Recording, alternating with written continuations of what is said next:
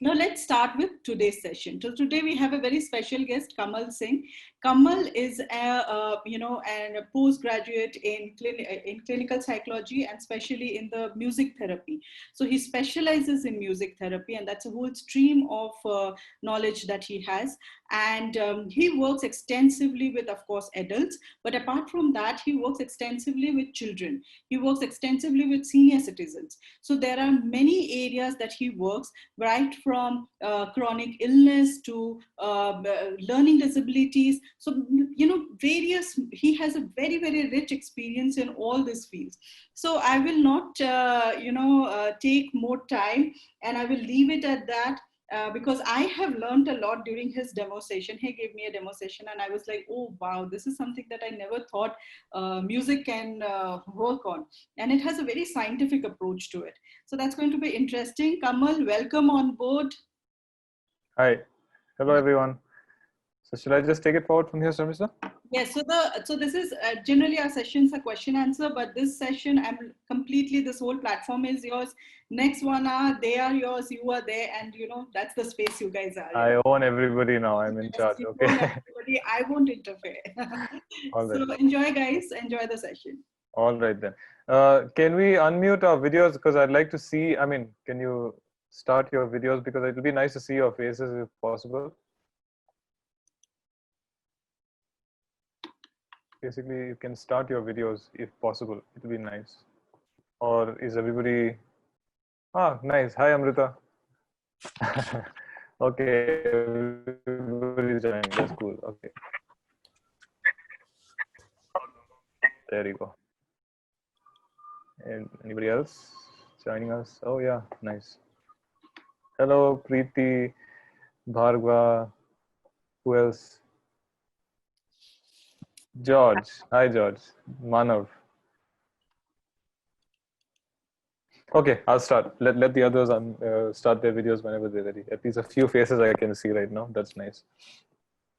So let me just give you a brief introduction about myself, and not about myself, about music therapy. Sharmista has said a lot of things already about me. I don't want to talk anymore about myself. So basically, I am a clinical music therapist, and I say clinical because I'm sure you all have heard about music therapy, and people use music in different ways, and it's not new in that sense of having heard this word, right? Music and therapy.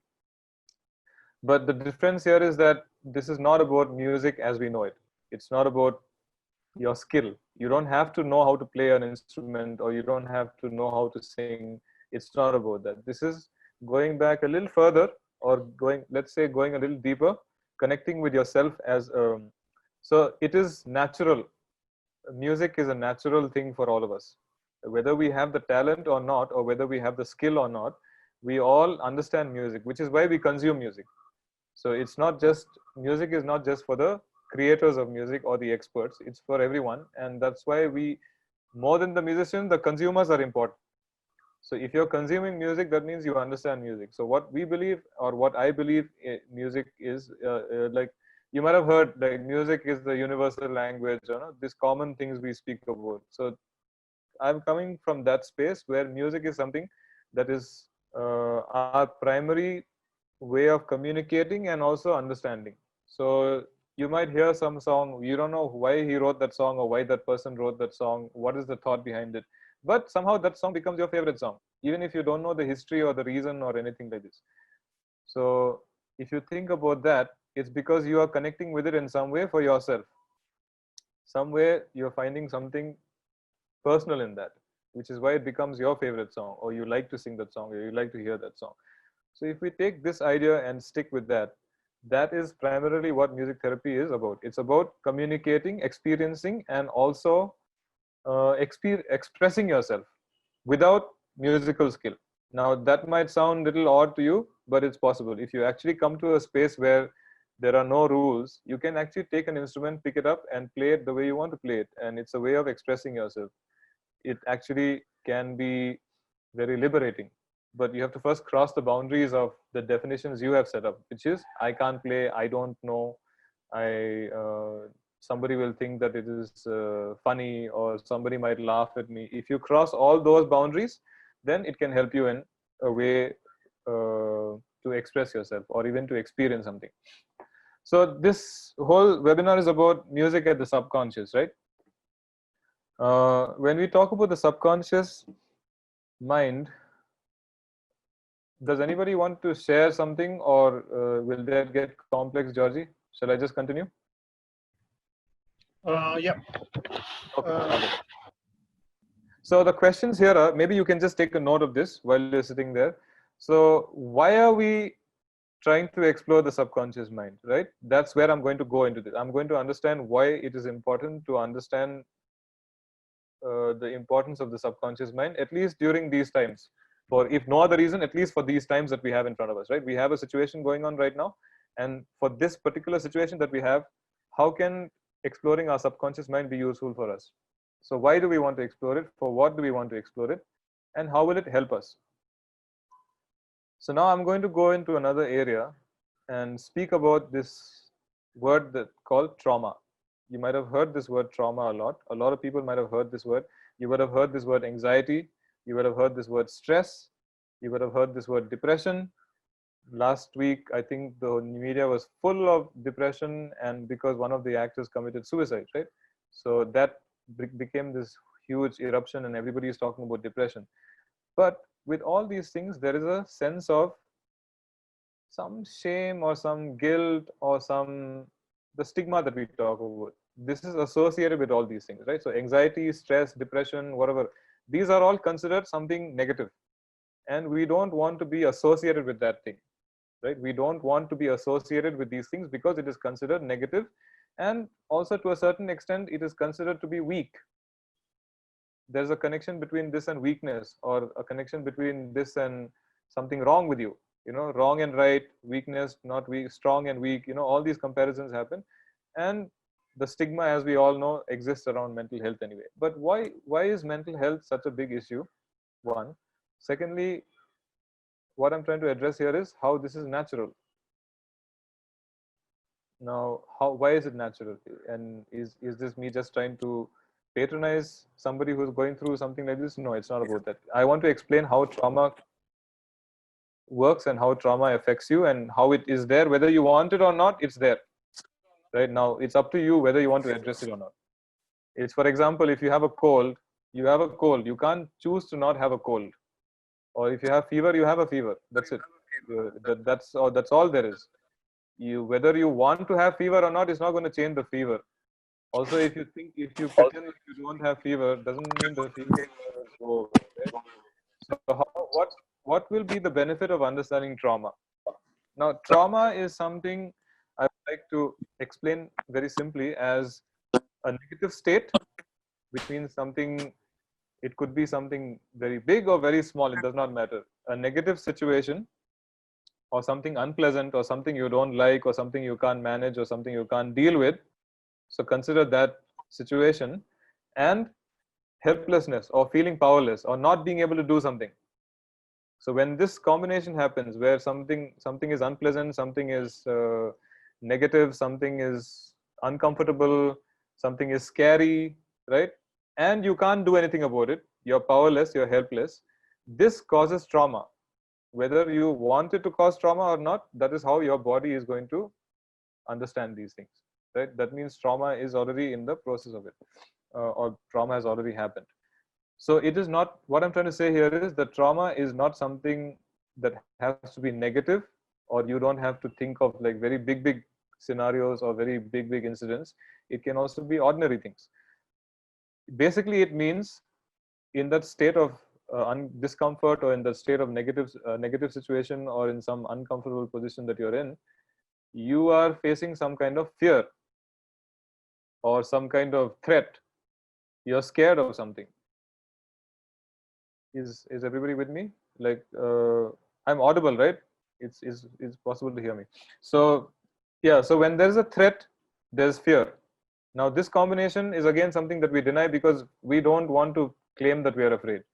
Everybody wants to be strong. Everybody wants to claim that they are not afraid. So something that is scaring you, you kind of push it down, or you might blame somebody else, or you'll find different ways of doing things, but you don't address it as something that you are going through.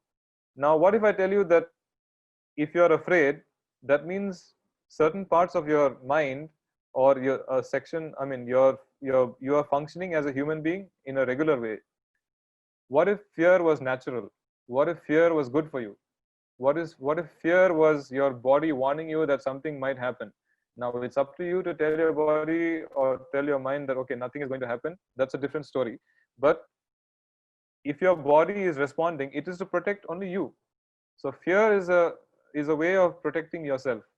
The Again, it may not be appropriate, it may not be logical, but that's a different thing, right? So how why does this thing happen? Why does something that is not meant to be scared of become something that your body reacts to in fear? Why does that happen? Because now I'm not some brain expert or something, but I know enough to have my subject going, right? So I'll tell you that there is a part of your brain which is the more like I think the more logical part of your brain, the conscious part of your brain, if I might say, like, which is a big part of your brain. That part of your brain will understand language, right? Which is like, hey, no, that's okay, this is all right, that is not good, this is good, whatever, all these things that you have.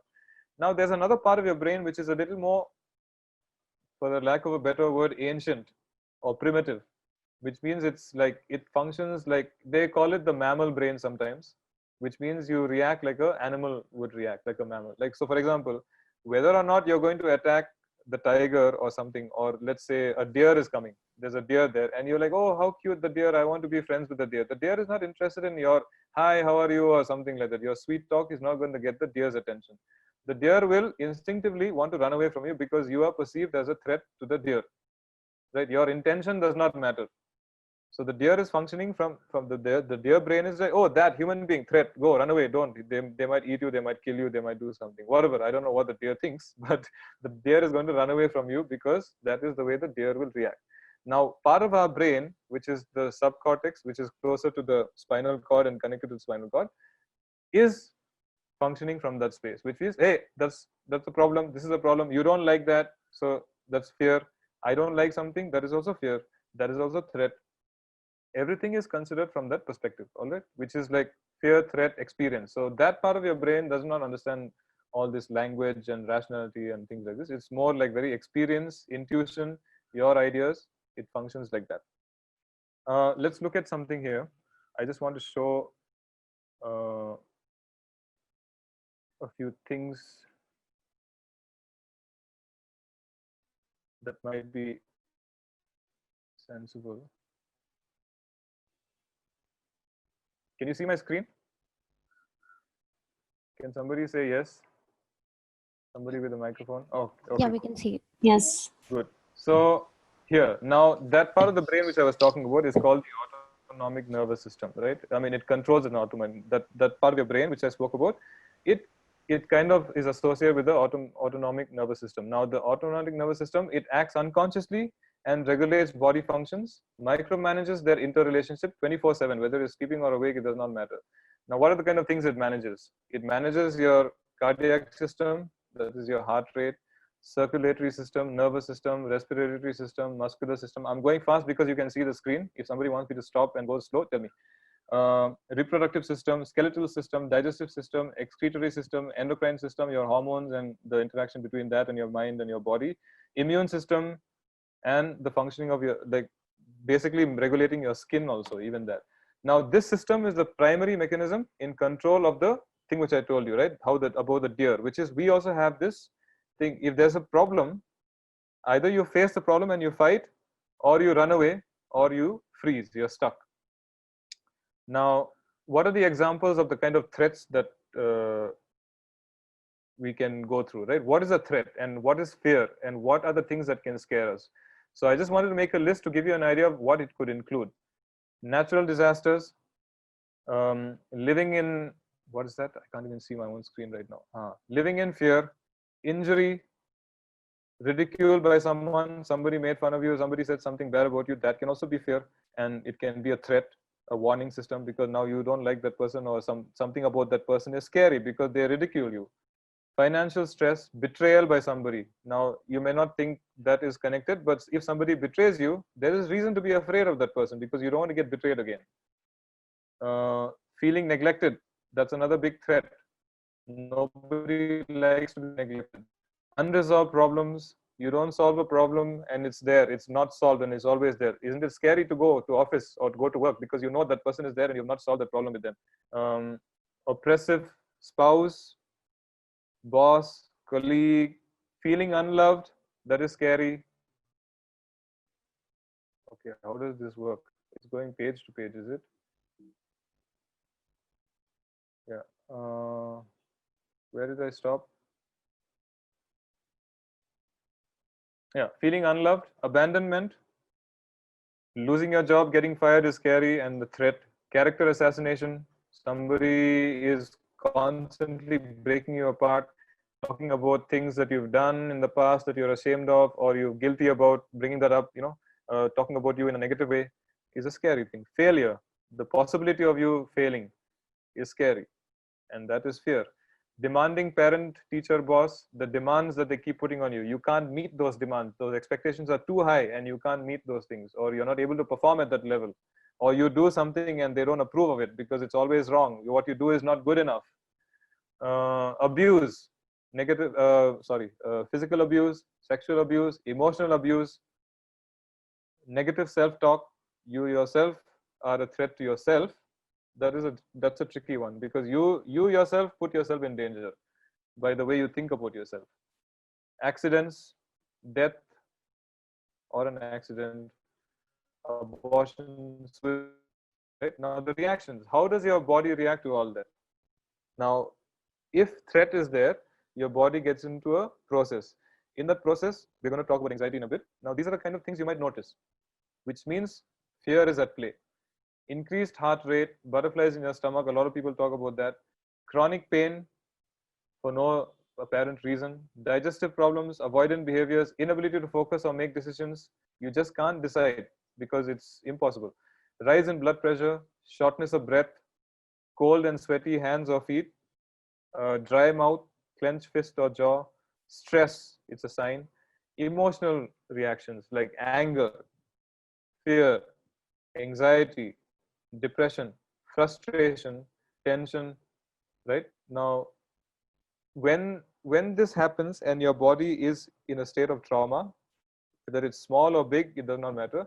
These are the kind of things that can happen to you, which means you can be in a state where you are dealing with anxiety, you are dealing with fear, you're dealing with anger. Anger is part of your life. Every now and then you notice that you're getting angry for no reason or you're getting angry very fast.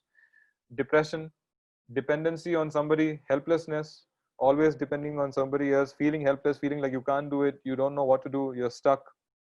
Chronic pain, post traumatic stress disorder, that's again it's a diagnosis of the same conditions. Now, all this, what I highlighted there, if you see my mouse, becomes habituated within your brain, your body, and your life. Now, all these things that we ignore, the difficult part here, or the most important part here, is for you to realize that all these things are unconscious to you. You're not conscious of it, but they become habituated within your brain, your body, and your life, which means you're constantly in anxiety. You normalize it because you, okay, now I'll come to what you do about it, right? So let's leave the screen now. But let's just leave the screen having read this sentence. Become habituated within your brain, your body, and your life. Okay. So now let me come back and see all of you. Okay. So what do we do when this happens? When all this starts happening to us, we try to take control. And when we try to control, the thing is, what happens is you actually make it worse because you cannot control anything. It's not in your control. Um, Now, control is kind of a distraction in one way because you think by doing certain things, this anxiety or this stress or those things that I listed there, right? Depression or whatever it might be in the initial stages, you think that this is going to go away if you're in control. So you try to be in control and you find different ways to control your reactions, maybe to a certain degree, but mostly you try to control your environment and other people or certain situations. Now my question is, I just want to ask some questions here, but I can't see anyone. Can people please turn back your videos? It's a little awkward to be staring at an empty screen. Yeah, okay, thank you. So when you're trying to control, right, when you start getting into this battle of trying to be in control, let's just try and have a discussion here. Maybe you can put your hands up or something. Do you try to control your environment, other people? Can we just put our hands up, or are we just going with the way things are? Okay. Anyway, so control is something that a lot of people resort to. We try to manage things around us by trying to be in control, which means like planning, solutions. Oh, what's the solution to this? What do I do? You start planning some things. Now, just think about it for yourself. Every time I've tried to do this, has it really worked for me? In the short term, maybe, but in the long term, has control actually worked in my favor? Was control actually beneficial for me, or did it become something I had to manage?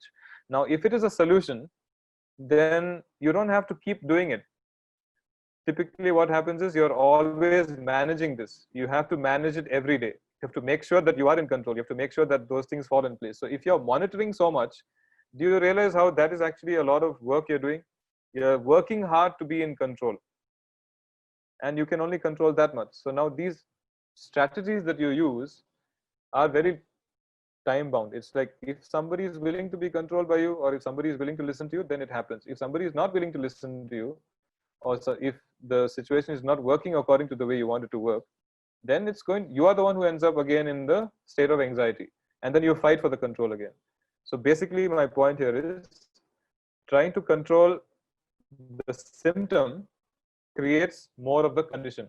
So if you're feeling anxious about something, or if you're getting stressed out about something, and your solution is to try to control, you're actually trying to control the symptom that you're having, and eventually your anxiety is going to get worse and worse and worse and worse. Or some of you may not be dealing with these issues. That's not the point. The point here is what is happening that I don't know, what is happening that I'm not aware of. So if I'm perceiving some threat, which could be even like things like I think that person is better than me, so that person becomes a threat. You may not want to acknowledge that, but that person now is your threat, and so you have to find some way of equalizing that. That person becomes somebody that makes you get into this stress or like this hurriedness. Now you're not recognizing this because, like we said in the slide, in one of those slides that I showed you just now, it becomes habituated, so we don't realize it. But are we putting ourselves through something that is difficult, right? Okay, now so having gone through all these things, I have a bunch of questions for you. Just you can write this down. Does control work for you? Has it worked for you so far? If yes, are you in control? If you are constantly making sure that you are in control. So making sure that you're in control every day, does that really mean that you're in control, or is it the opposite? Has, if you use techniques like distracting and avoiding, has avoiding, distracting, ignoring, blaming someone else, and denial made your life better? Are you creating situations that you are repeatedly getting stuck in? These are a few questions you can think about a little bit. So how does music come into all this? I spoke a lot about different things. So where does music come into all this? So one way of dealing with these scenarios or these difficulties that we face is to understand that your thoughts are not who you are. You are not your thoughts, and neither are your emotions. Your emotions and your thoughts are not who you are. So if you think, for example, let's just take a very simple scenario where somebody feels they are stupid, or they are not smart enough. Okay, so supposing I think I'm not smart enough. Now if I keep focusing, oh, I'm not smart, I'm not, oh, they are much more smarter than me, I'm not clever, I'm not intelligent, if I keep thinking like this, then I only have that. But if I say, okay, I am not my thought is that I am stupid or I am not smart, then, as instead of fighting this thought and feeling bad about it, you can just let it go by saying that this is a thought I'm having and this is not me, so the thought can go. Eventually the thought will go. I'm going through a certain emotion. Okay, that emotion is my body warning me about something. What is my body warning me for? What is the fear? What is the threat? Why am I feeling like this? Why am I feeling my hands are sweaty, my hands are shaking, I'm getting tense, I'm getting angry? I give you a list, right, of things. So I'm experiencing this. Why am I feeling all these things? Something must be going on. Okay, maybe my body is trying to tell me something. Let me think about it. So mindfulness, right? Being mindful of the situation, that your thoughts and your emotions are not who you are, and they are going to pass. Now that can be done in a logical way, but what if it is something a little bit more serious than that, when it's part of your subconscious mind, and your subconscious mind can't understand that there is nothing to be afraid of, or there's nothing to be stressed about, or there's nothing to be, uh, you know, like nothing is going to happen to you. This is just a thought. It's not true and it's not going to last. It will go. It is what it is. This is fine. Nothing is going to happen, right? If your body can't process that because uh, your primitive brain is still seeing the threat, then what do we do? It's a little bit more harder to control that, because, or to even do something about that, because that part of your brain, like I told you in the beginning, does not react to language, and it does not matter what you say or what you do. If the threat exists and the body cannot move beyond it, or if that part of your brain is not able to understand that this is not a real threat, then you're going to be stuck in that anxiety or in that state of uh, tension, stress, and depression, or whatever it might be that you're struggling with. It will last for a longer period, and it'll affect your life. What we are doing through music is a good way of addressing that part. So when you can't understand language, is there a possibility where you can yourself come to a position where you feel, I spoke about helplessness, right? So can we experience uh, the opposite of helplessness? Empowerment, safety, security, being okay with things the way they are. You know, can we experience that through music? The answer is yes. So this is what the process is. It's basically using music to address your subconscious mind. To put it all in a nutshell, that's what we're trying to do. It's like my subconscious mind reacts in a certain way and it behaves in a certain way. I don't know how to manage that very well, but is there a possible way of communicating and interacting with that part of my existence or my brain, uh, so that I can have a better way of living or have a better quality of life? So that process is possible through a musical experience, where in the musical experience you can actually, because music is again a very subconscious thing, right? It's not a very, as a listener, it's not about the logic, it's about an experience. It's about the emotions it brings out in you. It's an experience that the brain goes through. And so that same process and that same communication or experience that you have can be used to address certain things that you're struggling or dealing with. So that in a nutshell is how it works and what the method behind it is. Any questions from anyone? Otherwise, we'll do a listening experience. Any questions, any doubts, any clarifications? Or was it just too much information?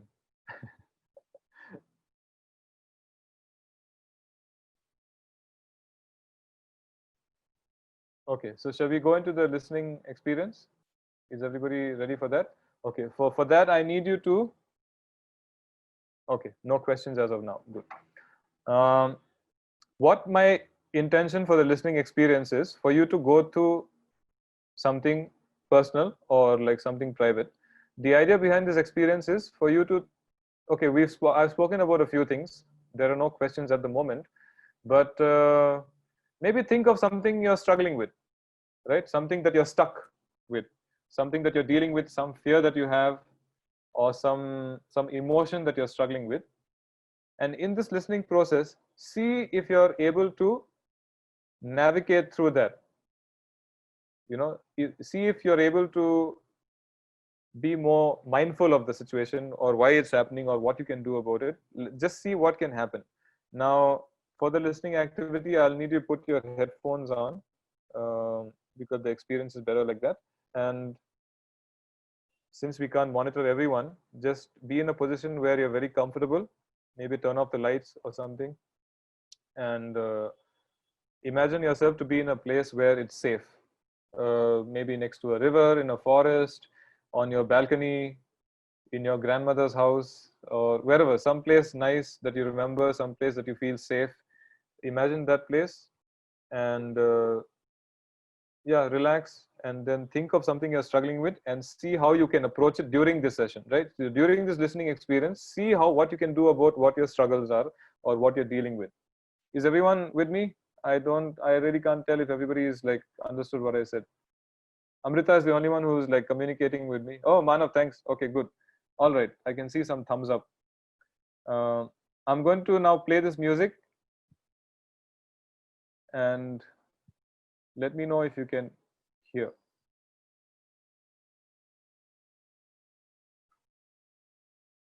Georgie, everything good, no? Yes. Yes, yes. All right.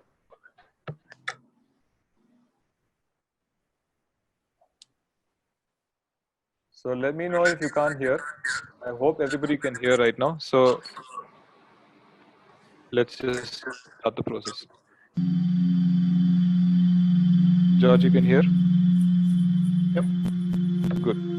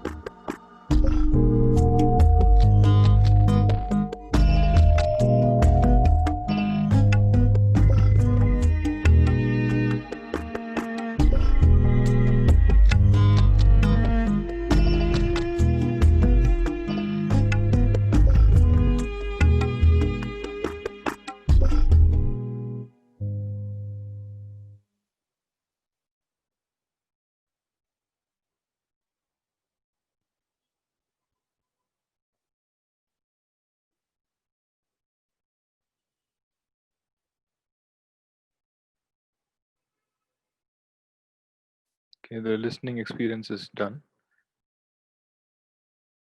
If anybody would like to ask any questions, you're welcome to ask questions right now. If anybody wants to share any experience, that's also welcome.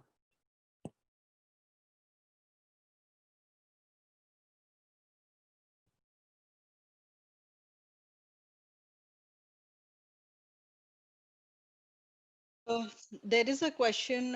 Let me ask that question. There is a question that I have received, which says, what if my fear is at a very conscious level, as in from a perspective that I'm not happy what's happening with my country. I'm not I'm very scared of whatever policies are happening. The people are not aware about a lot of things. Our economic policy, or you, where denial is from your own country. So people are in our friend circle, etc., are not in denial of the seriousness of the situation where the country is going. So what if I'm constantly thinking and I'm scared about where we are going? Yeah, that's a good question and a very practical question connected to the situation we're all facing right now. Whoever asked that question very well said, and you've included a lot of things. So thank you for your question. My answer is not really connected to the problems that you brought up, which are all very valid and very, very good points. What I'd like to ask is another question in response to the question, which is like, how is all this stuff, how is all this that's happening right now, which is in front of us, right? Which is a very difficult situation for us to deal with. We are actually facing a lot of difficult situations. How is all this affecting my health? That's the more important question. So to come to the next level is like, I am afraid and I'm scared because I don't know what's happening. The thing is, what we have to pay attention to here is, how do we get to a point, and this is how music therapy can help us, because what is more important here is our well-being. So if my surrounding is such a threatening situation for me, politically, religiously, even your identity and your health, it's a life and death situation sometimes for some people. So when we have all this in front of us, what can I do to continue to remain safe, at least within myself? It's not safe outside, and it's very dangerous outside. It's very difficult outside. But can I regulate myself so that I can at least be in a position where I am not suffering with my fear, I'm not suffering with my anxiety, and I'm not suffering with the things that I'm hearing? Can I center myself? Can I be more aware and can feel safe? Here, and so basically trying to you are not in control of anything, and you have never been in control. That's why I was talking about control, right? But if you think about life in general, this is a very good learning for us. Everything around us, for many people and even for us, is going wrong. But can we do anything about it? There's very less we can do. Yeah, we can put our values, have a certain value, certain principles that we think are important. We can put that forward, but that still does not mean we can do anything about the situation. It's just about communicating values. That's all we are able to do right now.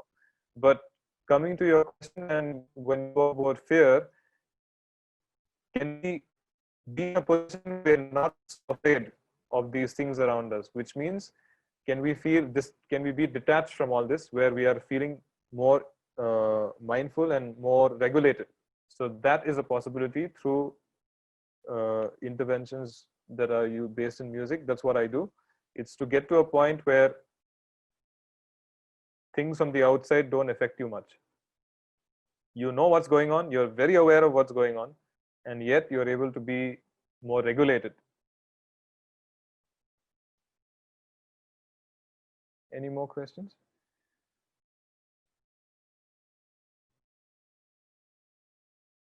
I hope that answer was, I hope I gave some information that was useful for the person who asked that question. Yes, so whoever asked the question can add in and share more. Okay, so there is one more question which says that the listening session was amazing. Before we started, you said think about what's stressing you or troubling you and how you can navigate through it. What do you mean by how we can navigate through the issue? Any example? And yeah. Okay. I mean, I can give you an example. It will not be appropriate, but maybe you'll get an idea through that. So, for example, if say my fear is that, let me, okay, what is one of the things I'm afraid? Okay, so supposing I'm okay, I am actually kind of like, I don't like snakes and crocodiles, so I'm a little scared of snakes and crocodiles. So now supposing I imagine myself to be in a room where there are snakes and crocodiles, right? Now I'm in this room. Now what do I do about this? Typically my situation would be like, oh my God, this is too much, I can't deal with it, and I start panicking. My dreams, sometimes I get dreams like this where I'm in a room with these snakes and it's very scary for me and I'm panicking in my dream. But what I meant through this is like, what I was trying to do or what I was trying to make you experience was, typically when we have something in front of us that is making us scared, right? We tend to focus only on that. I don't know whether the listening experience, you were able to notice the music shifting from left to right. It might have happened, it might not have happened. But when I meant navigating was, the typical response is to focus only on the fear and not have any perspective, not have any rationality, have no mindfulness, have no objectivity. Through these listening experiences, what can happen is you can see the problem in front of you and you will also be able to find, okay, I'm afraid of this, but is it really something to be afraid of? Can I do this instead? What if I do this? What if I, okay, I'm in the room, there are full snakes. Maybe I should just go out of the room. Maybe I should leave this room. Why do I want to go on the other side? Is there another way of going on the other side? You know, so in the moment where I'm afraid, the snakes are right there. And instead of getting stuck in that position and being overcome by fear and being helpless and stuck, like the deer, right? Stuck, you're freezing, you're afraid and you freeze, or you run away, or you fight. So I don't want to fight with the snakes. I don't want to run away also. Neither am I going to get stuck like this. What do I want to achieve? Do I want to go to the other side of the room? Okay, how do I go to the other side of the room? I'm not running away. I'm not stuck. Neither am I trying to fight with the snakes. My intention is to go to the next room. So how do I go to the next room in spite of the snakes being here? Can I have this mindfulness while I'm in the room with snakes?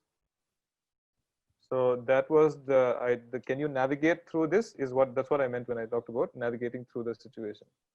I think that's probably unfreeze or growth or solution centric are some of the things that probably you think so. Yeah, more than solution, it's like, what am I trying to achieve through this? You know, like I'm in the position where I'm afraid.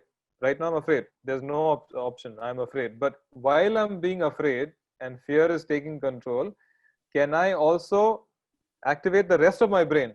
My brain is very, very powerful. I have a huge brain with many, many things, many, many possibilities. When fear comes, my brain focuses only on the fear. There's nothing else I can focus on. Is it possible to navigate and use the rest of my brain and the possibilities and the capabilities I have and focus less on my fear? So I have a question. I have a question to Kamal Singh. So I just want to ask you, is that whether a thought, you're talking about a thought. So can one thought be suppressed by another thought? That's my question. And I'm saying that if there's a fear in a particular thought, can you generate another thought and actually permanently erase that fear from inside you? So can no, a thought I don't think there's a permanent erasing of it. Good question, by the way. Thank you so much. That's a really important question because there are two sides to this, right? There are two sides to the coin. So one is, I have a thought which I spoke about. I don't know whether you were there from the beginning, but there is one mindfulness, right? I was talking about mindfulness and I was also talking about the subconscious mind. There are two parts to this. So in the space of mindfulness, where you're being objective, where you can observe, then to say, okay, just a small correction to what you said. I'm having a thought. That's exactly where you wanted to be.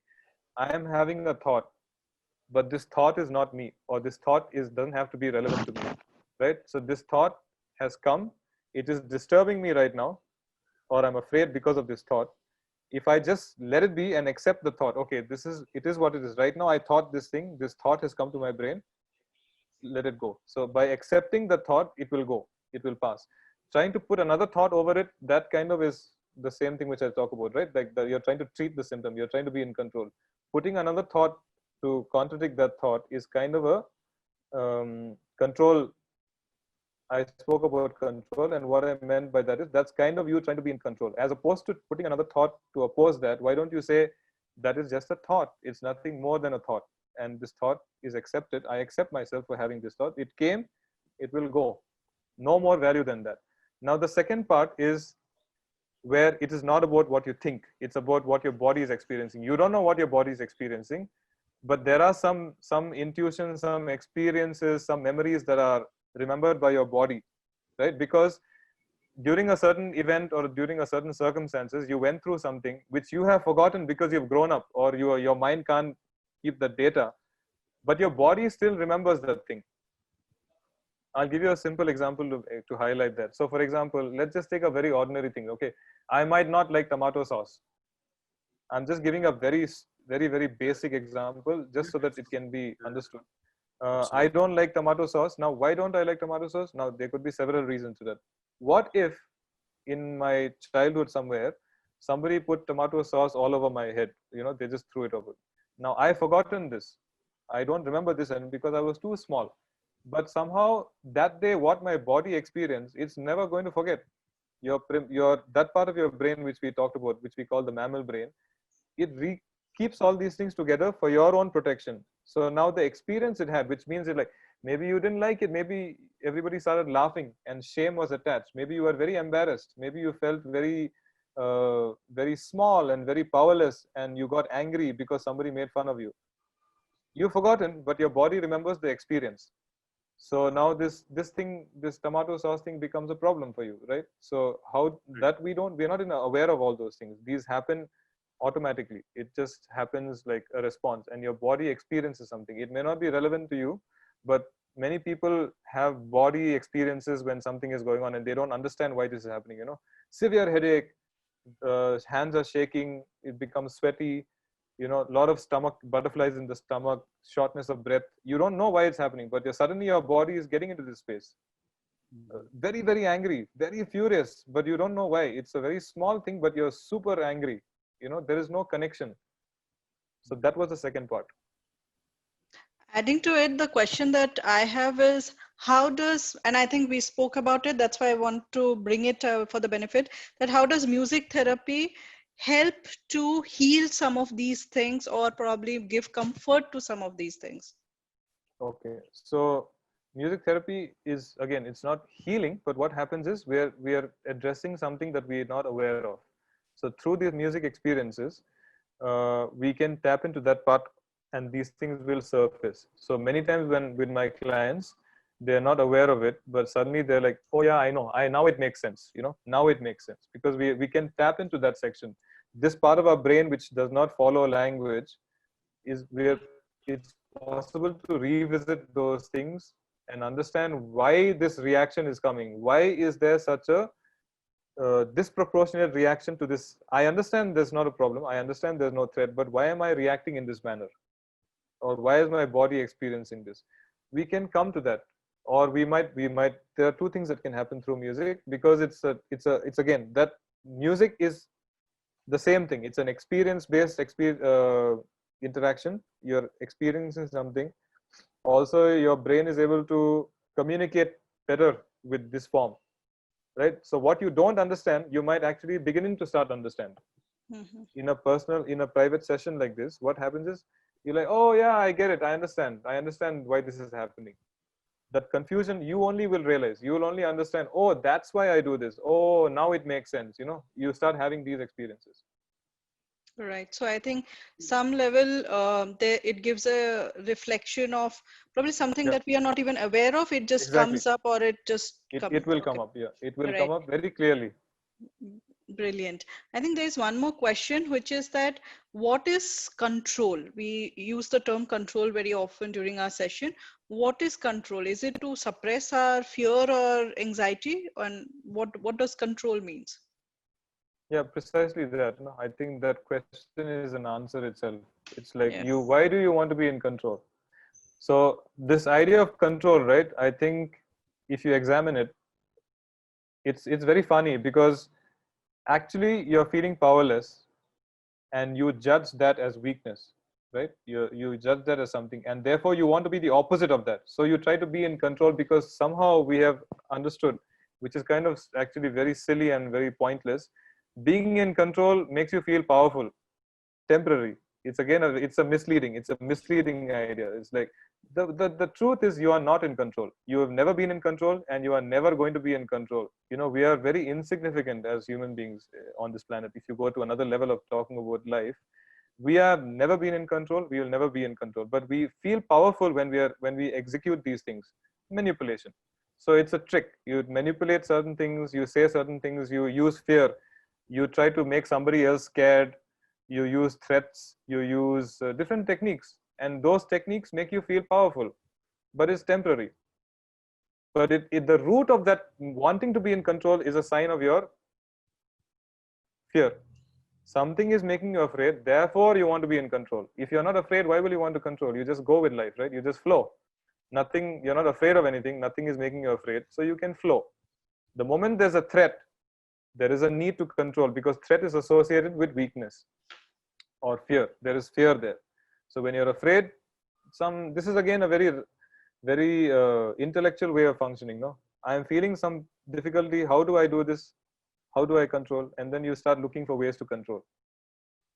And you can manage to a certain degree, you can manage, but ultimately that is another cycle, because the more you do this, the more that becomes your own stress, your own anxiety.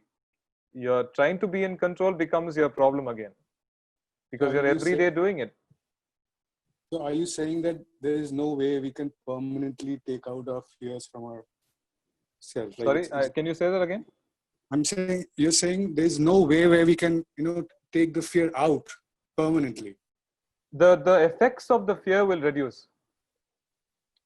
The effect the fear has on you will drastically reduce. There are two sections to it. One is, okay, I'm having this thought is going to do. That will reduce your fear already, right? But that does not mean it's not going to enter your brain again. Yeah. 2 minutes later, it will come again. And again, you do the same thing. Yeah, okay, just a thought. Is there really a threat? No, there isn't. Go. It will go away. With the body, it's again the same thing. It's like, but with the body, it's a little bit more complicated, because you don't even know what it is. As you said during the pandemic, we are going through a very tough time, and we see what's going on outside. I mean, there are certain fears which are very much in the conscious level. Yeah. So how do you deal with such kind of fears which are in your conscious level, where you are completely aware of the fact where the fear is from? Yeah. And so how do you deal that? I'm not talking about something which is there inside you, which you're trying to get aware of. Yeah. But something you're completely aware of, the practicalities of life. Yeah. And how do you deal those things? That's what, no, so what I was trying to say about that is, okay, this is a practical fear, but can I do anything about it? By thinking about these things, or knowing this, what is it that I can do? And how is it affecting my health? Having these thoughts, right? So here again, boundaries come. Boundaries are important here. Like, what are the boundaries I make for myself? How much information is good for me and how much information is not good for me? Because I can't control it, right? So sitting here in your house and knowing, okay, this happened, that happened, this is going on, these are truths, they are facts. But like, if I realize that I'm getting affected by these threats outside me, then what am I, how do I balance this out? Like, whether I want to get affected or whether I don't want to get affected is also not in my hand, right? Like, you go into a market. What I'm trying to say is, it's in your hand to draw the boundary. Only you can draw the boundary for yourself. I mean, how do you do that? Like, when you step. So that's what. So I'm having this thought right now. So let's take an example. Can you give me one example? Otherwise, we are dealing with like examples, right? Which I'm not sure are relevant. So give me one example, and I'll just try and see if I can clarify that. Okay, so I think we are pretty much past the time, but Shako, what will, as Kamal said, what will help is if you can give one example, which is your actual example, and then probably this can be the last, discussion where Kamal helps you understand it, and that will benefit all of us. Yeah. Right. Good. I mean, for example, I mean, when you see that, uh, the same thing which you feel that people are unaware of things, that can be a fear for you. When you see the people around you are unaware of things, can be another fear for yourself. Because if you don't know what is the climatic situation right now, where are the climates going, and the kind of, if you read about the climate scientists, I mean, the kind of things they're saying is dangerous. I mean, we are heading towards a great disaster. And when you see the people around you are not aware, that makes you feel, then you fear about it, that, these people are not aware of things. I mean, how do you, I mean, that's for example, I mean, when you see the people around you are not aware of things, and you see your world is, heading into a wrong direction. Yeah. So How do to you deal? answer that, I get what your point. Your point is very clear. This is why I think Sharmista also brought up that question about control, right? So now that the world isn't going in a different in a direction, people are unaware, the weather is changing, climate conditions are changing, and we're heading toward disaster. So by you thinking about this, what is going to change? Like okay, you're aware of this, you're aware of the dangers, but what can you do about this?